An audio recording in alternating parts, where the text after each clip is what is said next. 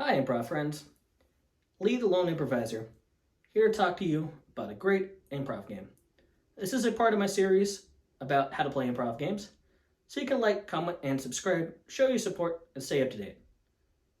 Today's game is going to be Believe in the Object. It's a great game because it's a great introduction to both monologuing, which is a skill you're going to need as a solo improviser, and space objects, which is a skill you're going to need to have, how to create them, how to interact with them, how to make them feel real, as an improviser in general. So what is a space object? A space object is what we have in improv instead of props. In the other performance arts, you have a plan, so most of the time you can get a prop in or at least something to endow as the prop.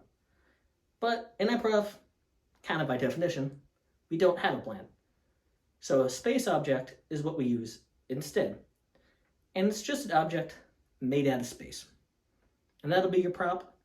It's a really fundamental thing that you need to learn how to do, because once you master it, you can have anything you want on stage. Doesn't matter where you are, what else is going on, you can have any object you want. So how do you play the game? It's a monologuing game, which means you're talking. And there's not really anyone you're talking to, just kind of a generalized area. Maybe you're talking to yourself. The important thing is that you're going to run through your 5 classical senses. Now, I know modern neuroscience suggests we have upwards of 100 non-classical senses, but for right now, I like to focus on the 5 classical senses. Be like Aristotle. He knew a lot about drama, so I think it's a good place to start your thinking. And so, to start off, you're going to need an object. Really, any object will do. But I find when you're first doing these exercises and playing these games, you want to choose kind of an everyday object, something that you're used to interacting with, because you want to make it real. Really, there's no way you can make an audience believe in an object if you yourself don't believe in the object. So my example for today is going to be a coffee mug with coffee in it. That's the classic of classics. And I'm going to run through a little example here. Run through the steps of it. So you want to start off with visualization.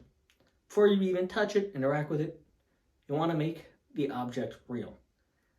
And you can't have a generalized object. Think about all the objects you've interacted with in your life. That was one specific object at that time. So why would your improv object, your space object, be any different? I don't think it should be. So when you visualize, you can start nailing down the specifics. The color, the shape, the size, all those kind of things. And for the exercise, you'll externalize all that into words. Then you move on to touch, and that'll be how you make the object real to yourself and to the audience. And you want to note what you're sensing and perceiving while you're touching it. So you want to have an object with mass. All the objects you interact with in the real world have mass. All the objects you interact with on stage should also have mass. And objects with mass have a couple properties to them. First of which is they take up space. So your hand isn't going to be a fist. Your hand is going to be kind of opened, and it's going to allow for that space. And they have weight to them. So a good miming trick is you can kind of flex a bit, and you can make that feel real. And you know your proprioception while you're touching it, that your arm's going to feel different, and it's going to be in a new space. Right now, my arm's bent, and if you know muscles, you can throw those in. You got the deltoid, bicep, tricep, all those fun things. Then you want to run through your other senses. It doesn't really matter the order, but I like to go from sight to touch to smell. Most objects won't have a terribly noticeable smell to them. So that's why I like to start off with a food object. And coffee is great because coffee has a lot of aroma to it. And different coffees have different aromas, so you can make them very specific. Like I said, real objects have specifics to them, so do space objects. And so you want to take a little smell. And I do encourage you to really inhale through your nose, because that'll make it more real.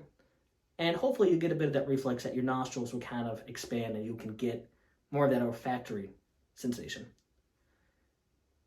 And with smell, sometimes you can help yourself out. Then if you're not getting a lot of scent, because in real life, most objects don't have a lot of scent in them, you kind of whiff the object. Coffee's great for that because it has steam coming off. And you can know all the sensations you're having. Then you're going to move on to taste. And again, that's why I like to start off with food.